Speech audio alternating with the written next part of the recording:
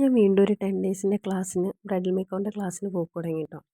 അപ്പോൾ ബാക്കിലുള്ള ആളെ ബ്ലർ ചെയ്തിരിക്കുന്നത് വേറെ ഒന്നുമല്ല, ആളുടെ ഫേസ് കാണിക്കരുതെന്ന് പറഞ്ഞിട്ട്. കാര്യം മുടിയിൽ തട്ടം വീണ് പോയിട്ടുണ്ട്, അതുകൊണ്ട് അവർക്കത് കാണിക്കാൻ താല്പര്യമില്ല, അതുകൊണ്ട് കാണിക്കുന്നില്ല. പക്ഷേ ഞാൻ ഇന്ന് ഇതൊന്നുമല്ല പറയാൻ വന്ന വിഷയം. ഞാൻ നമ്മുടെ കുറച്ച് സോഷ്യൽ മീഡിയ ഇൻഫ്ലുവൻസർമാരുടെ കുറച്ച് വീഡിയോസ് കണ്ടിട്ടുണ്ടായിരുന്നു. അതിനകത്ത് ഫ്രണ്ട് ആപ്പ് എന്ന് പറഞ്ഞിട്ട് ഒന്ന് രണ്ട് പേര്, എനിക്ക് ഇപ്പോൾ പെട്ടെന്ന് ഓർമ്മ വരുന്ന ജാസ്മിൻ ജാഫർ, പിന്നെന്താ തനി മലയാളി, അങ്ങനെയുള്ള കുറച്ച് പേര് ഇൻഫ്ലുവൻസർമാർ ഫ്രണ്ട് ആപ്പിനെ പ്രൊമോട്ട് ചെയ്യണത് ഞാൻ കണ്ടിട്ടുണ്ടായിരുന്നു. കുറേ സമയമായി ഞാനിത് കാണുന്നു. അപ്പോൾ അതിനകത്ത് പറയുന്നുണ്ട് നമുക്ക് എന്തെങ്കിലും ഏണിങ്സ് വേണമെങ്കിൽ അതിനകത്ത് നിന്ന് ഉണ്ടാക്കാം എന്ന് പറയുന്നുണ്ട്. സത്യത്തിൽ ഇവർ ഈ ആപ്പ് ഉപയോഗിച്ച് നോക്കിയതിന് ശേഷം മാത്രമാണ് ഇവരിത് പ്രൊമോട്ട് ചെയ്യുന്നത് എനിക്ക് അറിഞ്ഞുകൂടാ. അതിലെനിക്കിപ്പോഴും 100% സംശയമുണ്ട്. കാര്യം ഉപയോഗിച്ച് നോക്കിയ ഒരാളായിരുന്നെങ്കിൽ ആ ആപ്പിനെ കുറിച്ച് കറക്റ്റായിട്ട് അവിടെ പറയുമായിരുന്നു.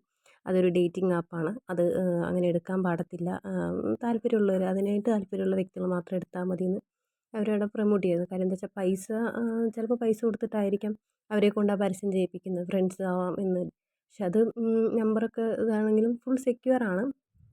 പക്ഷെ എന്നിരുന്നാൽ പോലും നമ്മളെപ്പോലുള്ള സാധാരണ വീട്ടമ്മമാർ ഓരോ വീട്ടിലെ ജോലി കഴിഞ്ഞ് സ്കൂൾ മക്കളൊക്കെ പോയി കഴിഞ്ഞാൽ എന്തെങ്കിലും ഒരു ഏണിങ്സ് ആയിക്കോട്ടെ എന്ന് കരുതിയിട്ടാവും ചിലപ്പോൾ ഇവരൊക്കെ ആഡ് കണ്ടിട്ട്, ഇവർ അത്യാവശ്യം റേഞ്ചുള്ള ആളുകളാണല്ലോ, അവർ ആഡ് കണ്ടിട്ട് പോയി ചേരുന്നുണ്ടാവുക.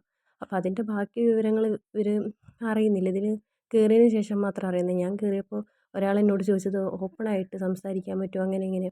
അവസാനം ഞാനത് അക്കൗണ്ട് ബ്ലോക്ക് ചെയ്ത് പോകുന്നു. ഞാനത് കയറി നോക്കി, നമുക്കും വീട്ടിലിരിക്കുമ്പോൾ ചെറിയൊരു വരുമാനമാണ് നമ്മൾ ആഗ്രഹിക്കുക അല്ലേ.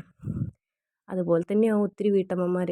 ഇതുപോലത്തെ പരസ്യങ്ങളൊന്നും ദൈവത്തെ ഓർത്ത് മറ്റുള്ളവർക്ക് എത്തിച്ചു കൊടുക്കാതിരിക്കുക. എത്തിച്ചു കൊടുക്കുന്നുണ്ടെങ്കിൽ ഇതിൻ്റെ കറക്റ്റ് പർപ്പസ് എന്താണെന്നും കൂടെ പറഞ്ഞു കൊടുക്കുക. ഇതൊരു ഡേറ്റിംഗ് ആപ്പാണ്, അത് അതിൻ്റെ ഇത്രയും കാര്യങ്ങളുണ്ട് അതിനകത്ത്, അതിന് താല്പര്യമുള്ള വ്യക്തികൾ മാത്രം എടുക്കുക എന്നും കൂടെ പറയുക കേട്ടോ.